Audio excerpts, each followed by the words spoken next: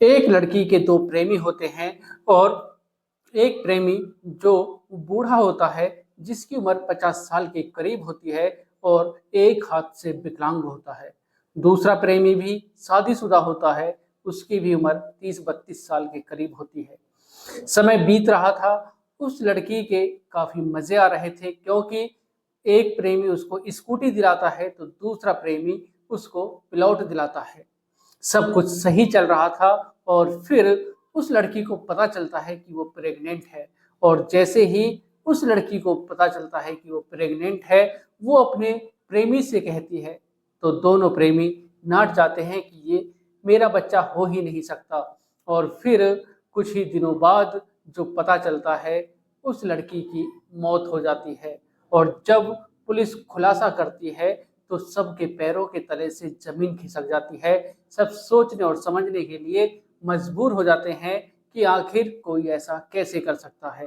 दोस्तों, जब आपको भी पता चलेगा कि वो जो प्रेग्नेंट हुई थी वो किससे हुई थी, वो बच्चा किसका था, तो आप भी सोचने और समझने के लिए मजबूर हो जाएंगे।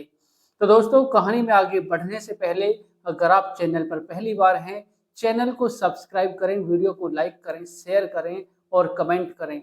बेल आइकन जरूर दबाएं, जिससे कि मेरे आने वाली हर एक वीडियो आप तक पहुंच सके और आप क्राइम से रूबरू हो सकें। तो दोस्तों, चलते हैं, जानते हैं शुरू से आखिर तक पूरी घटना को, हर बार की तरह। नमस्कार दोस्तों, मैं अनुज आज आपके लिए जो ये कहानी, ये घटना लेकर आया हूँ, ये है कानपुर के घाटमपुर थाना तिलसला इलाके की। दोस्तों, 15 जुलाई का वाक्य होता है, सुबह सुबह का समय होता है। तिलसला रोड पे एक महिला की बॉडी मिलती है और जैसे ही वो बॉडी बॉडी किसी व्यक्ति को दिखाई देती है, पुलिस को सूचना दी जाती है। और जब पुलिस आकर उसको देखती है तो उस महिला का पेट फूला हुआ था, ऐसा लग रहा था कि जैसे वो महिला प्रेग्नेंट हो।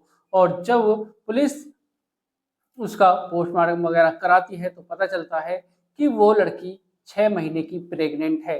और दोस्तों, एक जब पुलिस उस बॉडी को अपने कब्जे में ले लेती है तो एक व्यक्ति रोता पीटता हुआ, चीखता चिल्लाता हुआ वहां पर पहुंचता है और कहता है कि साहब, मेरा नाम राजेंद्र सोनकर है और ये बेटी मेरी ही है।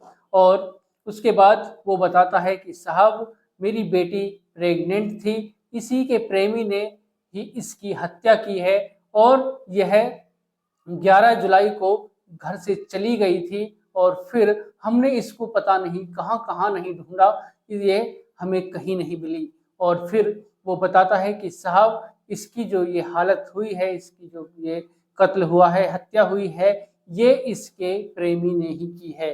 और फिर पुलिस अपने तरीके से जांच पड़ताल करना शुरू कर देती है। उसकी लास्ट कॉल देखी जाती है लड़की की। लड़की का नाम होता है रेनू सोनकर।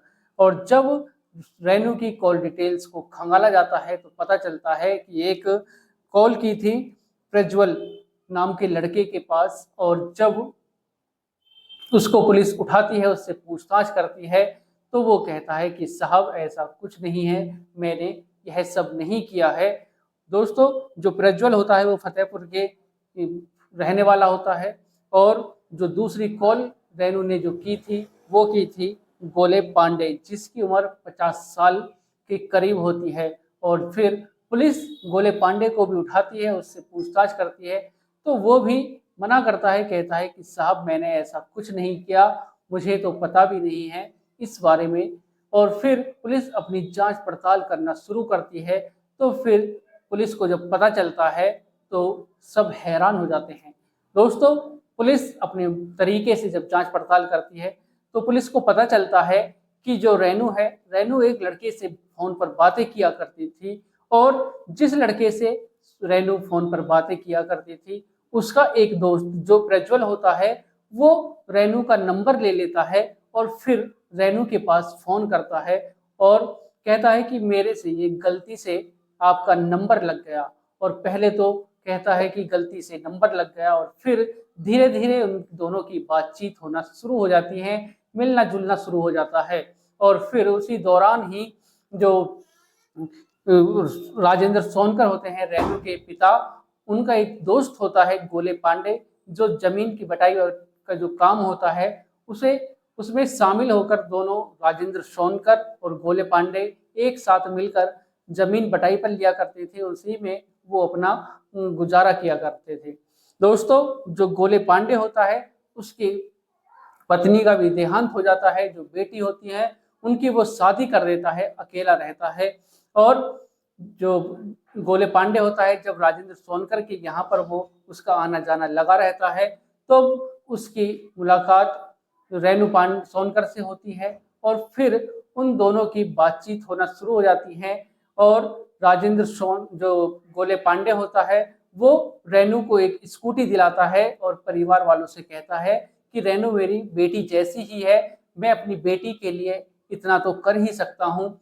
और फिर जो गोले पांडे होता है परिवार वालों के सामने वो अपनी बेटी बताया करता था और उसके बाद वो उसके साथ संबंध बनाया करता था। और समय बीतने लगता है, राजेंद्र जो प्रज्वल होता है उसके साथ भी रेणु सोनकर के संबंध चल रहे थे और गोले पांडे के साथ भी रेणु सोनकर के संबंध चल रहे थे।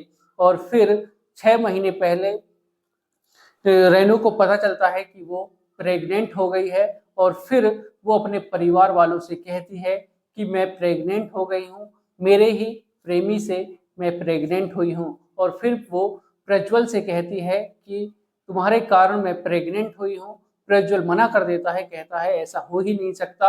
और फिर वो गोले पांडे से कहती है, तो गोले पांडे कहता है कि मैं तो प्रेग्नेंट कर ही नहीं सकता, मेरे अंदर तो इतनी शक्ति ही नहीं है। और फिर जो रेणु सोनकर होती है वो परेशान हो जाती है, अपने परिवार वालों से बताती है। परिवार वाले उसको कमरे में बंद कर देते हैं और कहते हैं कि तुमने हमारी नाक कटा दी है पूरे गांव में। और फिर जो रेणु पांडे सोनकर होती है वो घर से 11 जुलाई को निकल जाती है और निकलने के बाद वो एक बस स्टैंड पर पहुंच जाती है। वहीं पर वो रहना सहना शुरू कर देती है और वहीं पर सोती है, वहीं पर खाती पीती है। और फिर उसके बाद 15 जुलाई को गोले पांडे उसके पास जाता है और उसके पास जाने के बाद उसको वो कुछ पिलाता है, खिलाता है और जिससे उसकी मौत हो जाती है। और फिर गोले पांडे रेणु सोनकर को हॉस्पिटल लेकर जाता है और हॉस्पिटल में ले जाने के बाद डॉक्टर से कहता है कि ये मेरी बेटी है, इसको पता नहीं क्या हो गया है। और फिर डॉक्टर जब उसका चेकअप करते हैं तो डॉक्टर कहते हैं कि इसकी मौत हो गई है, अब यह जिंदा नहीं है।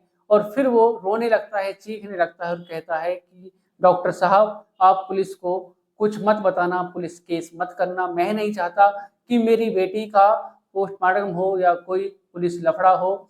और फिर वो उस रेणु की बॉडी को एम्बुलेंस में रखता है और फिर उसको झाड़ियों के पीछे ले जाकर एम्बुलेंस जाने के बाद वहां पर फेंक देता है। और फिर जब पुलिस पूरी तरीके से जांच पड़ताल करती है तो पता चलता है कि जो उसका बच्चा था वो प्रज्वल का था और प्रज्वल के कारण ही वो गर्भवती हुई थी। और गोले पांडे ने डर की वजह से उसकी हत्या की और फिर पुलिस दोनों को जेल के सलाखों के पीछे डाल देती है।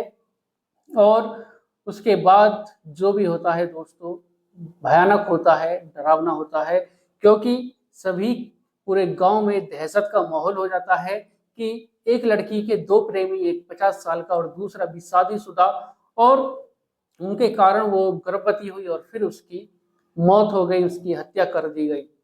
दोस्तों परिवार वालों का भी रो रो कर बुरा हाल हो जाता है, परिवार वाले भी दहशत में आ जाते हैं, गम में आ जाते हैं। दोस्तों आज की जो ये कहानी है इसको सुनाने का उद्देश्य किसी को परेशान करना नहीं, किसी का दिल दुखाना नहीं, बल्कि आपको जागरूक करना है, सचेत करना है, सावधान करना है। सतर्क रहें, सावधान रहें, सुरक्षित रहें। अगर आप किसी से प्रेम करते हैं तो सिर्फ एक ही से प्रेम करें, उसी से शादी करें, उसी से विवाह करें और उसी के साथ अपना जीवन यापन करें। तो दोस्तों मिलते हैं एक और घटना के साथ, आज के लिए सिर्फ इतना ही। चैनल पर अगर आप पहली बार हैं चैनल को सब्सक्राइब करें, वीडियो को लाइक करें, शेयर करें और कमेंट करें, बेल आइकन जरूर दबाएं, जिससे कि मेरे आने वाली हर एक वीडियो आप तक पहुंच सके और आप क्राइम से रूबरू हो सके। नमस्कार, जय श्री श्याम।